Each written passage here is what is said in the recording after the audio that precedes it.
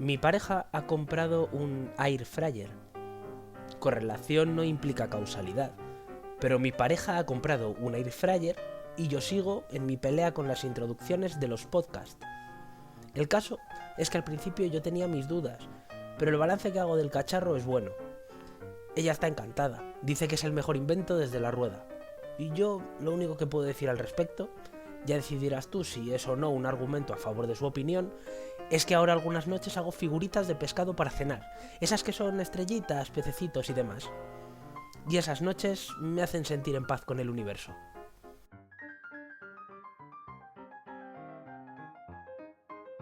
Hola, ¿qué tal? Soy David Oritz y os doy la bienvenida, ahora sí ya algo más formal, a un podcast cualquiera. Con esta entradilla se confirma que soy lo que se dice intelectualmente poco concreto, pero creo que sigue siendo una metáfora muy cercana a lo que traigo para este segundo episodio, porque hoy la cosa va sobre inventos, sobre avances técnicos que no por revolucionarios estuvieron exentos de polémica. Debates encendidos que se extendieron incluso por décadas y que siguen vivos en ciertos foros a día de hoy. ¿Creías que el tema de los libros y las ilustraciones con IA eran una cosa nueva? ¡Ay, angelicos míos! Hace casi 2 siglos, el debate sobre la inteligencia artificial estaba a casi 2 siglos de empezar a existir. Pero aún así, su existencia, sin saberlo, ya estaba vigente en la comunidad artística, pues una versión mucho más rudimentaria había puesto patas arriba el mundo del arte de una forma nunca antes vista. Un nuevo avance técnico, algo que parecía imposible hasta entonces, estaba a punto de cambiarlo todo para siempre. ¿Quieres saber cómo un científico loco, un pintor de escenarios de teatro que estaba también un poco cucu y un hijo bastante pasota y con no muy buena vista se confabularon para lanzar un torpedo a la línea de flotación de la historia del arte? Pues prepárate para una demostración palpable de que la historia se repite, además de un repaso al invento que revolucionó de forma definitiva hasta hoy las artes plásticas. Prepárate para este nuevo capítulo sobre la batalla más grande jamás contada entre pintura y fotografía.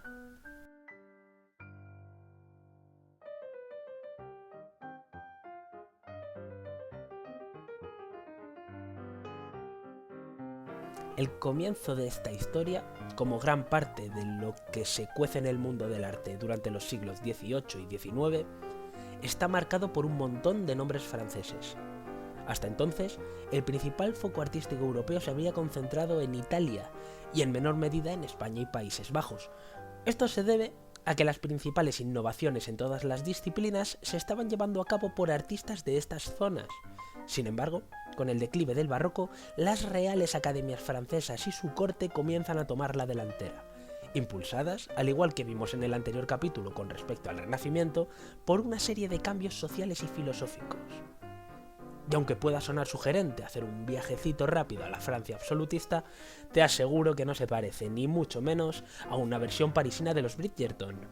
Además, nuestra parada está un poco más lejos, más allá incluso del momento en el que la nobleza francesa adoptó la extraña costumbre de separar sus cabezas del resto de sus cuerpos gracias a otro gran invento francés, solo que este de índole más quiropráctico. Nos vamos a centrar en concreto en las primeras décadas del siglo XIX, donde encontramos 2 nombres propios. Por un lado, un científico amateur, de la región de Borgoña, apasionado de la física y que venía haciendo ya sus pinitos como inventor, llamado Joseph Nicephore Niepce. Y por otro lado, un decorador de escenarios de teatro, afincado en un suburbio parisino y obsesionado con lograr el máximo realismo posible en sus escenarios, llamado Louis Daguerre. Estos 2 personajes, sin querer, salvando las distancias y con la ayudita extra de un tercero que mencionaremos en un rato, van a convertirse en una especie de versión francesa de Thomas Edison y Nikola Tesla. Niepce, entre otras cosas que no vienen al caso, comenzó a recoger información sobre sustancias fotosensibles y se dedicó a incorporarlas a la impresión por litografía, que es la estampación de una imagen mediante el uso de unas planchas de piedra. Su principal interés era el de poder realizar reproducciones rápidas de obras de arte, sin tener que dibujarlas para ello.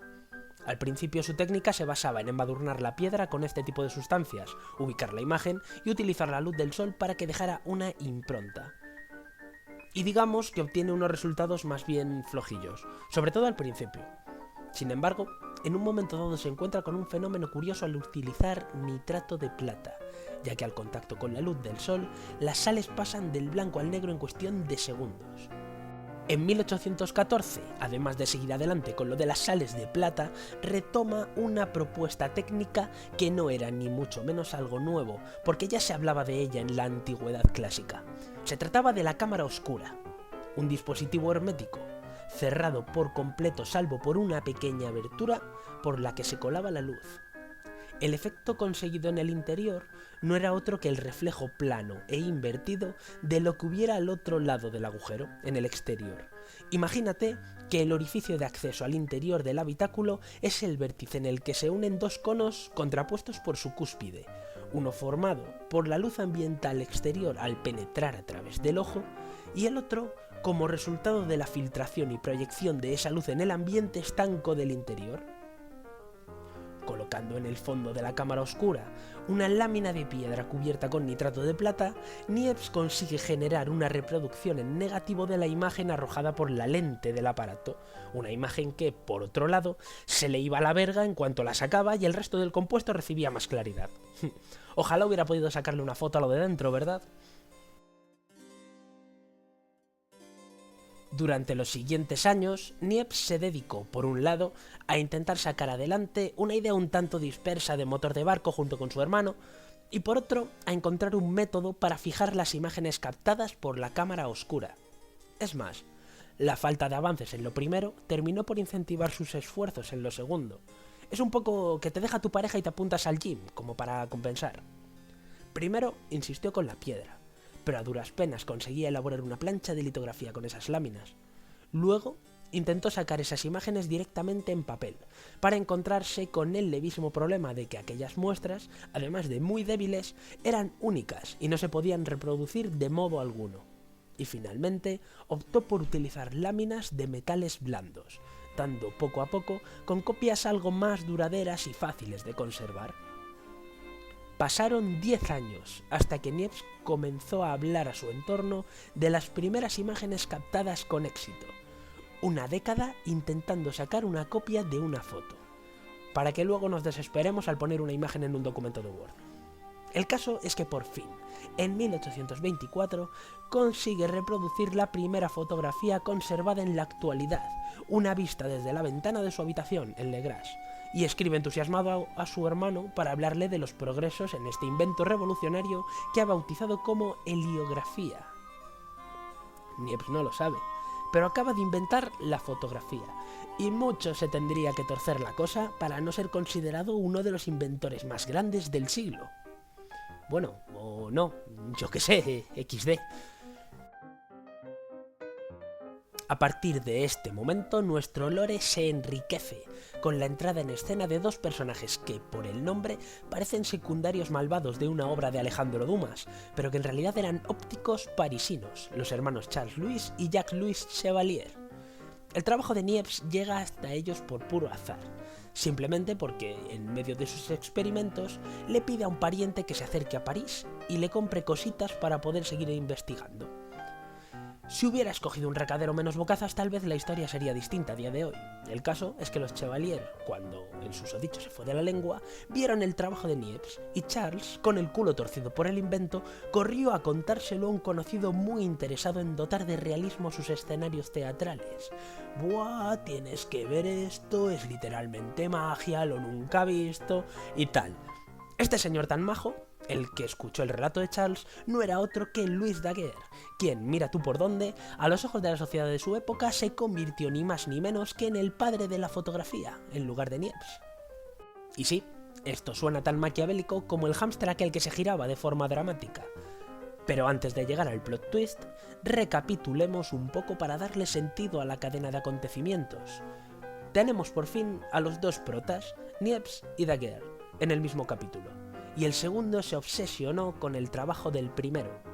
No dejó de contactar con él desde que descubrió sus heliografías hasta que consigue firmar una sociedad para seguir con los experimentos, solo que de manera conjunta. Antes dije que esta historia tenía tintes de Edison y Tesla, pero hay matices en esto. Niepce y Daguerre colaboraron en su investigación hasta que en 1833 el científico muere, dejando coja a la sociedad. Y tú dirás, vale, ahora viene cuando Daguerre se lo apropia todo. Pues no, Daguerre contacta con Isidore, el hijo de Niepce, para seguir adelante. Y este acaba pasando del tema. ¿Cómo? ¿Que estamos en el siglo XIX y me vienes con una tecnología capaz de reproducir imágenes casi como si fuera magia? No lo sé, no le veo yo mucho futuro. Sí, para que luego digan de los criptopros. Con el total desentendimiento del hijo de Niepce, Daguerre culmina sus experimentos creando un dispositivo capaz de reproducir en planchas metálicas una imagen en negativo tras 10 minutos de exposición a la luz solar aproximadamente, valiéndose de las propiedades de una aleación de plata y mercurio y aprovechando la incidencia de la luz para evitar que la imagen captada fuera un negativo.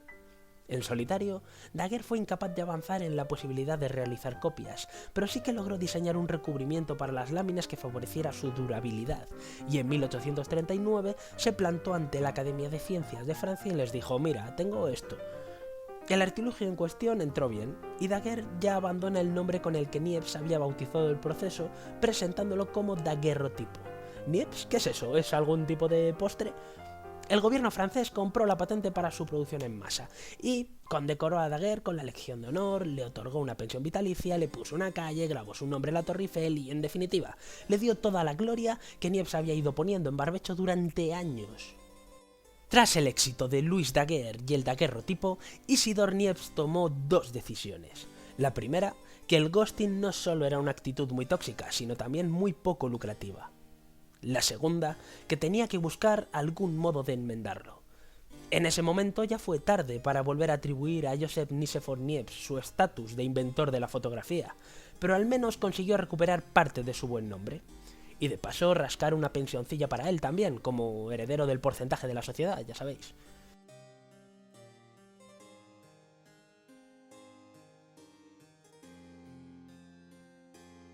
Pero Francia no era el único foco de estos experimentos. Damos un salto ahora a Inglaterra, donde si bien las investigaciones de Niepce no habían calado demasiado antes de que Daguerre se las apropiara y las hiciese públicas, sí que habían abonado un huertito de rumores.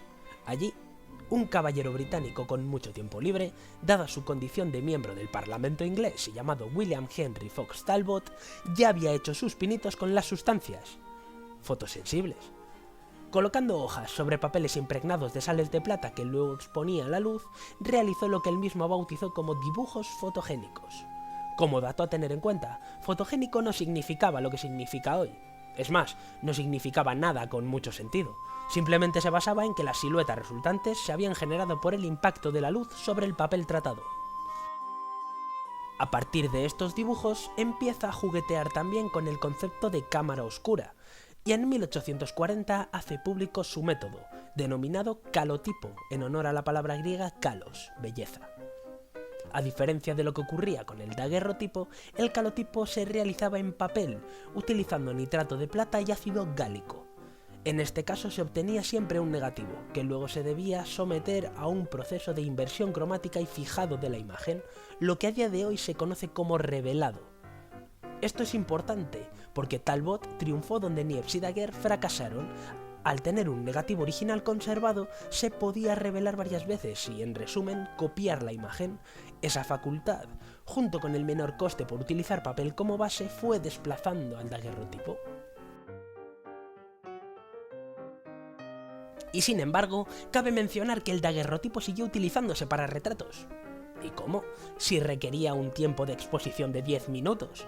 Pues porque la otra alternativa era el calotipo, que necesitaba de 30 a 90.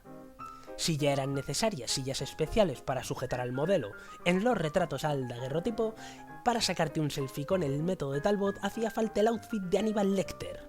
Casi era más cómodo que te pintaran, y en algunos casos hasta el resultado tenía una definición similar.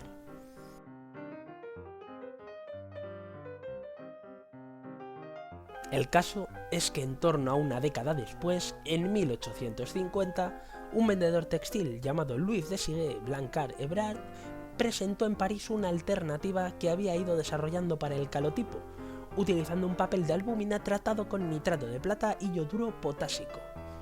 Esto permitió mejorar mucho la calidad de las copias, lo cual vino al pelo, porque por otro lado, un fotógrafo llamado Gustave Legray hizo pública ese mismo año una técnica bastante aparatosa y, si me apuras, más peligrosa de lo que imaginarías que puede resultar sacar una foto, pero que mejoraba ampliamente en calidad y tiempo de exposición al calotipo y al daguerrotipo.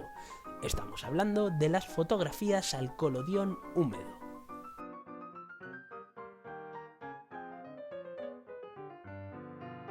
Para aplicar la técnica del colodión húmedo solamente necesitabas disponer de un laboratorio cámara oscura móvil con ruedas para meterte dentro. En su defecto, una tienda de campaña lo bastante gruesa como para hacer las veces de cámara oscura.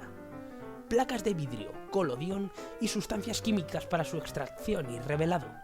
Material técnico y táctico, sobre todo táctico, para la manipulación de productos inflamables y o tóxicos. Y sobre todo, mucha sangre fría. Puede parecer mucho, pero ¿qué es una cámara de fotos guión laboratorio hasta arriba de cosas que te pueden matar con tal de sacar una buena toma? Esta técnica requería que el colodión con el que se trataban las láminas de vidrio, que se convertirían en el negativo, estuvieran siempre húmedas, lo cual volvía el proceso tan delicado como para necesitar todo ese arsenal.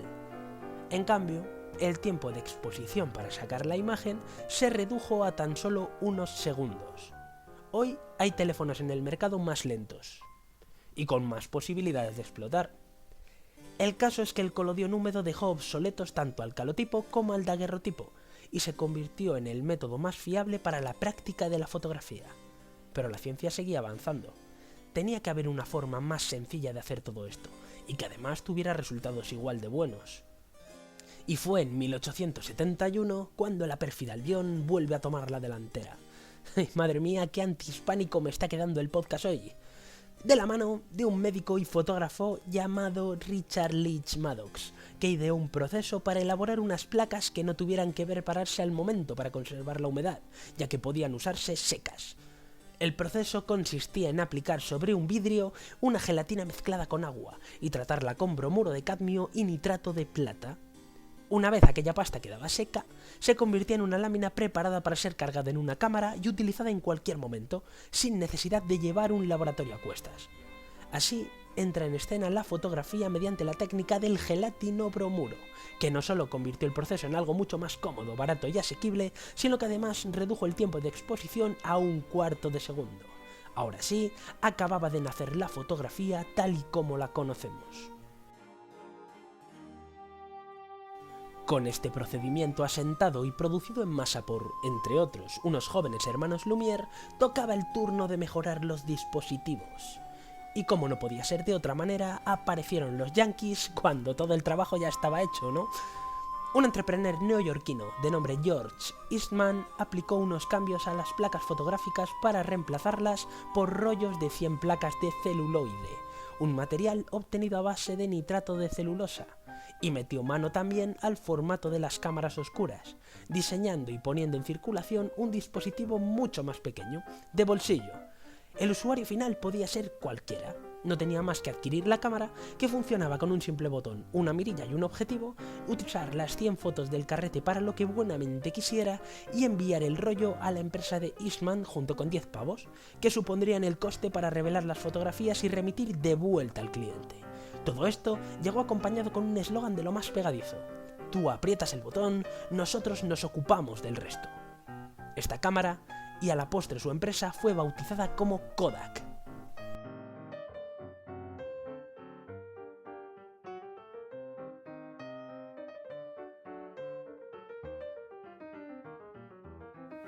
Nos hemos dedicado un poco a dar un paseo por la historia fundacional de la fotografía, a trazar una especie de año 1. Pero la pregunta con la que hemos abierto el espacio de hoy sigue flotando en el aire. ¿Qué supone este invento revolucionario para el arte? Pues vamos con otro poquito de lore, pero esta vez trazando otro rumbo. Algo que uno aprende cuando se interesa por la historia del arte es que en todas las épocas el arte es lo que la voz autorizada de turno en cada momento histórico diga que es el arte. Estamos hablando de una faceta de nuestra condición como seres humanos que está muy ligada a la subjetividad. La subjetividad depende mucho del entorno, y el entorno depende mucho más aún del que manda. En este caso puntual, el máximo exponente sobre el pontificar de lo que era y no era el arte era la Academia de Bellas Artes de Francia. En cuanto a la técnica del collodion húmedo y las copias al papel de albúmida estuvieron lo bastante asentadas, comenzaron a darse ciertos pasos para conectar la fotografía al resto de las artes plásticas. Irónicamente, parte de ese acercamiento vino de la mano de pintores y escultores, que veían en la fotografía un filón a la hora de realizar ciertos dibujos. Gracias a este proceso conseguían, por ejemplo, un modelo que no se movía bajo ningún concepto, además de un estudio anatómicamente exacto. Por otro lado, el siglo XIX supone un momento de gran importancia para la historia del arte.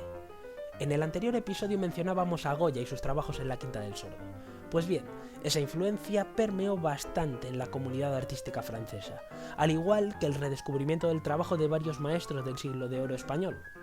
Las imágenes estaban más a la mano del público que nunca, y obras de las que solo unos círculos habían oído hablar, ahora eran accesibles al gran público gracias, entre otras cosas, a la propia fotografía.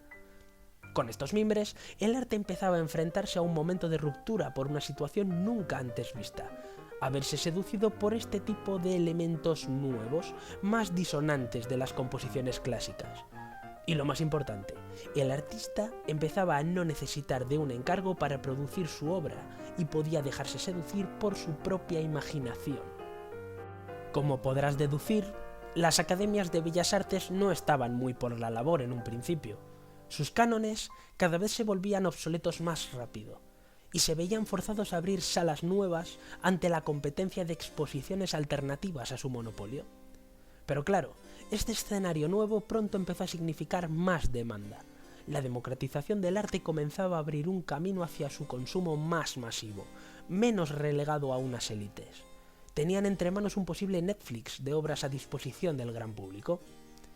¿Y qué harías tú si de repente tuvieses un montón de espacios que llenar con obras de arte y apareciera un método capaz de producirlas como churros bajo las condiciones adecuadas? Pues tú no sé lo que harías, pero el gobierno francés en 1859 autorizó la incorporación de una sección propia para la fotografía en el Salón de Pintura, Escultura y Grabado de París. Poco después, la Academia de Bellas Artes de Francia estaba dando el reconocimiento oficial a la fotografía como arte. Pero vamos a cambiar de prisma otra vez. ¿Y si fueras un pintor de esa época y ese lugar? Es más, ¿y si fueras el niño bonito de la academia justo en ese momento?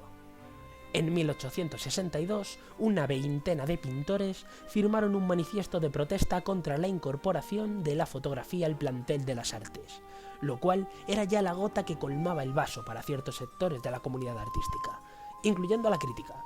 De hecho, Claude Baudelaire ya se despachó a gusto años antes contra este invento, señalando que no debía ser nunca nada más que un simple y humilde recurso para las verdaderas artes y para la ciencia.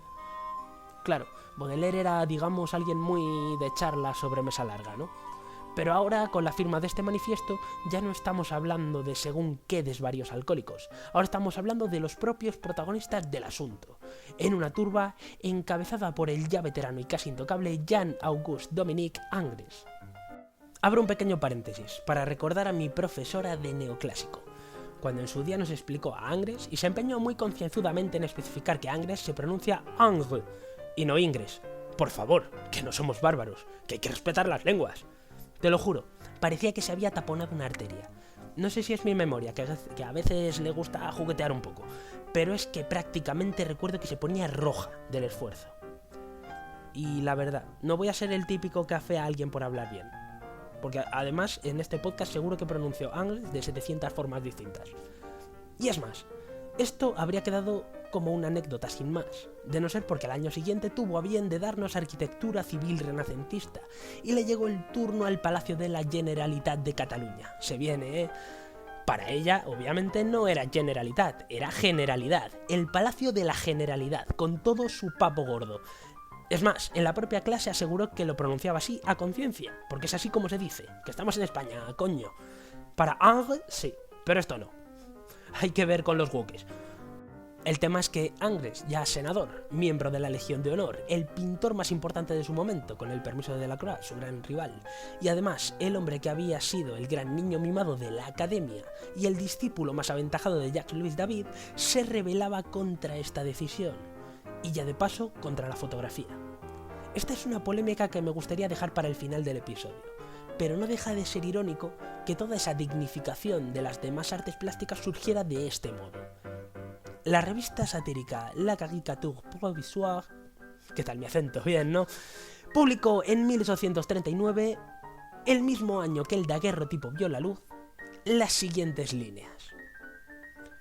Hay un rumor sordo de que, gracias a este instrumento, desaparecerán de golpe y como por arte de magia los paisajistas, los retratistas, los pintores decoradores y todos los demás artistas. Sabemos a día de hoy que la fotografía no barrió de la faz de la Tierra el resto de las artes, pero sí que las obligó a actualizar el sistema operativo y reiniciar. Y cuando te obligan a reiniciar siempre te parece un momento inconveniente para hacerlo. Te obcecas en ese recordármelo más tarde y tratas de aferrarte a lo que ya tienes. Los artistas plásticos, como el propio Ingres, eran hasta entonces los retratistas más fieles a nuestra concepción del mundo. Y de repente, algo nuevo podía desplazarlos sin apenas esfuerzo. Como dato a tener en cuenta, hoy sabemos que muchos de esos pintores que se manifestaron entonces en contra de la fotografía, como el propio Ingres, recurrían a ella para sus bocetos. Y yo me pregunto, ¿qué diría Karol G?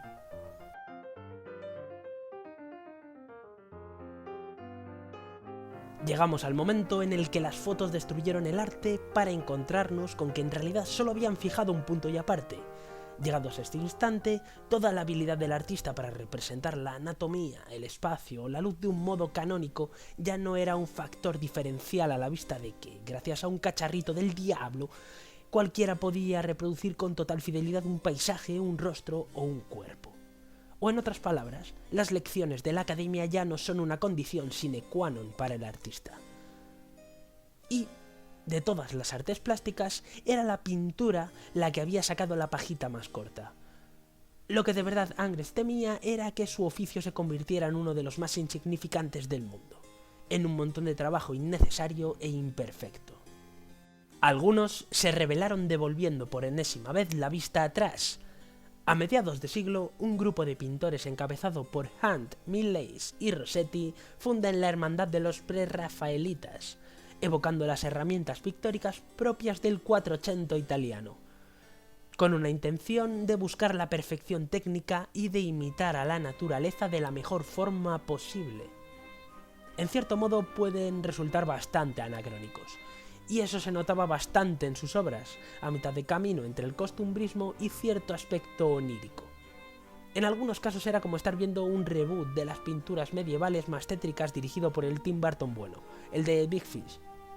Y pese a sus intentos, pese a ese alegato a favor del naturalismo en cada cuadro, ya estaban haciendo algo que no tenía nada que ver con el arte académico. Ser tan puristas solo los estaba alejando más y más de la concepción del arte hasta entonces y dejando claro que se encontraban ante un camino sin retorno. Las pinturas prerrafaelitas vienen a confirmar que, con la aparición de la fotografía, el realismo ya tenía dueño. Pero supongo que no hay ojo más agudo que el de la imaginación, ¿no? Estamos viendo solo una cara de la moneda, pero la otra es mucho más luminosa. De pronto, muchos pintores ya no se veían sujetos a las cuadriculadas normas que habían estudiado. Se veían liberados de ataduras para explorar todas las posibilidades de su creatividad.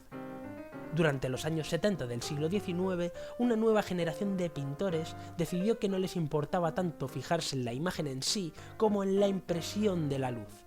Claude Monet se dedicó a pintar la fachada de la Catedral de Rouen según su aspecto a cada hora del día, representando las distintas incidencias del sol sobre el edificio. Esto, el boom del impresionismo, sucedía solo una década después de que Gustave Courbet hubiera redefinido el realismo como estilo artístico, centrándose en otros aspectos de la realidad más que en la realidad en sí, y apenas un poco antes de que Sorolla llevara el detalle a un nuevo nivel. Seguimos teniendo formas muy reconocibles en la pintura, pero están pasando cositas. Este camino se va ramificando cada vez más mientras el siglo XIX toca a su fin. La cámara fotográfica sufre una mega evolución cuando los dos hermanos que se habían dedicado a la producción de insumos para la fotografía presentan un nuevo modelo de cámara, capaz de tomar series ininterrumpidas de imágenes, logrando sacar y reproducir hasta 16 fotogramas por segundo. Gracias a este invento, los Lumière lograron proyectar la primera película de miedo de la historia, en 1895, sobre la llegada de un tren a su estación, haciendo que el público asistente saliera despavorido pensando que iban a ser arrollados. De locos. Hablando en serio, para entonces, 3 pintores llamados Vincent van Gogh, Paul Gauguin y Paul Cézanne ya habían tomado sus respectivas alternativas para edificar el puente desde El juramento de los Horacios de David hasta el número 19 de Pollock. Cada uno de estos pintores abrió una puerta para que las siguientes generaciones de artistas se alejaran más y más de las estructuras clásicas de representación pictórica.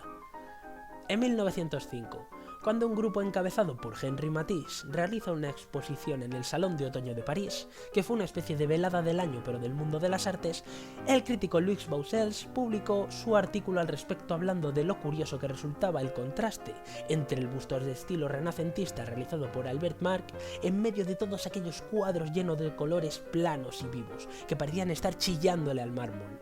En un momento dado utilizó la frase «era como Donatello entre las bestias», y fue esa palabra «bestias», o más bien su acepción francesa «fauves», lo que dio nombre a la primera vanguardia pictórica, el fauvismo, un estridente golpe de gracia a las corrientes artísticas impulsadas por instituciones académicas clásicas, un movimiento caracterizado por los trazos gruesos, los colores planos e intensos, las temáticas naif y cierta tendencia incluso a salirse de las líneas.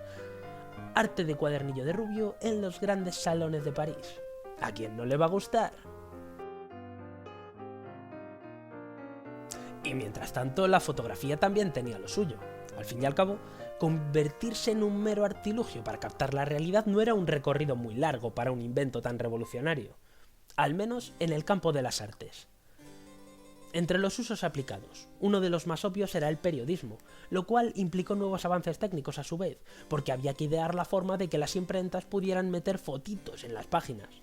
El fotoperiodismo supuso una apertura de fronteras y una fuente de información más masiva, pero tristemente también alguien en algún sitio se dio cuenta de lo poderoso que podía ser como instrumento político. Por un razonamiento demoledoramente sencillo. Si las fotos son la mejor herramienta para captar la realidad, todo lo que salga en una foto es la realidad. La guerra de Crimea o la represión de la Comuna de París son solo 2 ejemplos de sucesos en los que se utilizaron montajes fotográficos y capturas censuradas como condicionantes de la opinión pública. El comienzo de un negocio muy lucrativo, me temo. Los primeros amagos de producción artística que involucraron a la fotografía fueron representaciones más clásicas, con modelos, atrezo y demás. Pero pronto hubo artistas que optaron por enfocarse en trucos ópticos, desenfoques, claroscuros o ángulos diversos para captar imágenes nunca vistas. Fue así como nacieron el pictoricismo y el pictorialismo como movimientos artísticos, ambos muy similares y bastante contemporáneos el uno del otro, hasta el punto de ser muchas veces asimilados a un solo movimiento. Fotógrafos como Julia Margaret Cameron o Frederick H. Evans buscaban planos únicos para crear imágenes oníricas, desenfocadas, como si fueran puertas paralelas a la realidad que podemos ver con los ojos. Para esta nueva corriente de artistas, el momento de la foto no era más que una parte de la creación de la obra, porque el proceso de revelado suponía también un elemento de valor añadido al resultado final, así que podían aplicar un montón de técnicas, sobre todo en el caso del pictorialismo. Por otro lado, hubo fotógrafos que optaron por tomar la senda de Gustave Courbet, pero con la cámara en mano en lugar de los pinceles. Lewis Hine o Jacob Riis buscaron escenarios de la realidad que no pretendían alterar, pero de los cuales la gente prefería apartar la mirada, dando lugar al documentalismo fotográfico. Estos movimientos, en cualquier caso, eran apenas los primeros pasos. La fotografía se estaba convirtiendo en el lenguaje plástico propio de la revolución industrial, y aún faltaba tiempo para que nuevas vanguardias se volvieran aún más rupturistas con las formas de representación clásica. El collage, la ruptura del marco, la técnica mixta o las instalaciones estaban aún por llegar en el momento en el que las cámaras Kodak ya inundaban el mercado. Y todo esto sin tener en cuenta que el paisajismo y el retrato seguían vigentes en ambos mundos, igual que pasa hoy mismo. Y si no me crees, prueba a darte un paseo un domingo cualquiera por la Plaza de los Pintores.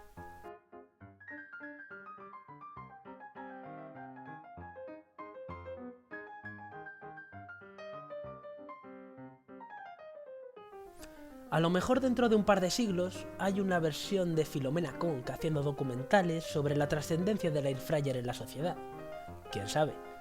Por el momento, creo que ese invento se encuentra en la misma liga que la maqueta de Estopa, las croquetas y la Estrella Galicia. Es un like fácil, como este podcast. Estamos conviviendo a todas horas con avances mucho más polémicos. Y hay uno que tiene muchos paralelismos con la fotografía. En el campo de las artes, parece que la inteligencia artificial viene a plantear una oposición muy fuerte a la literatura y al mundo audiovisual. Te puedes enganchar al debate que más te interese al respecto. ¿Es trampa usaría para escribir o hacer la cubierta de un libro? ¿Acabaremos por no poder distinguir hechos reales de sucesos generados por IA? ¿ChatGPT es Skynet? ¿Nos volveremos más idiotas por subrogar nuestras decisiones a un software? ¿Cuál te gusta más? Son muchas implicaciones y muchas ideas contrapuestas. Con respecto a la creación artística, estamos ante una herramienta, creo que de eso no hay dudas. Inventos que iban a suponer la ruina de otras cosas ya ha habido millones, y en muchos casos el resultado no ha sido precisamente lo esperado. El CD se iba a cargar los vinilos igual que la fotografía a los pintores, y el ebook se iba a cargar los libros impresos. Pero mientras tanto aquí estoy yo, readaptando estanterías del IKEA cada 6 meses para poder alojar los que voy comprando, porque no tengo ningún tipo de autocontrol. Este tipo de cosas, en resumen, no se saben hasta que el curso de los acontecimientos no avanza, así que no tiene mucho sentido preocuparse por eso, seas artista o no. Si hay alguna conclusión que sacar de este episodio, es que muchas veces las cosas no terminan siendo lo que parecen. Y que no temas a la ciencia. Amiga, date cuenta, la ciencia no es tu enemiga. Cuando sientas ganas de despotricar contra algún avance, piensa que los terraplanistas también empezaron así. Y hasta aquí este segundo episodio de Un Podcast Cualquiera. Espero que te haya gustado y si has llegado hasta el final, te doy las gracias una vez más. Por el momento, como escena postcréditos, joder, qué nivel, Marvel Studios, oiga, quiero anticipar que mi intención es mantener estos plazos para cada episodio. Aunque el tema está más o menos claro en mi cabeza, como se suele decir, en mi cabeza era espectacular. No me puedo saltar unos tiempos mínimos de documentación para ir cotejando datos y no decir alguna tontería, ¿vale? En esto último fracaso bastante, pero bueno, en fechas y nombres estoy joya. Sin más, me despido hasta el próximo episodio. Te animo a suscribirte y a darle a la campanita, como dicen los que entienden de esto. Y si quieres estar pendiente de novedades y anticipos, puedes pasarte por Instagram. Adiós.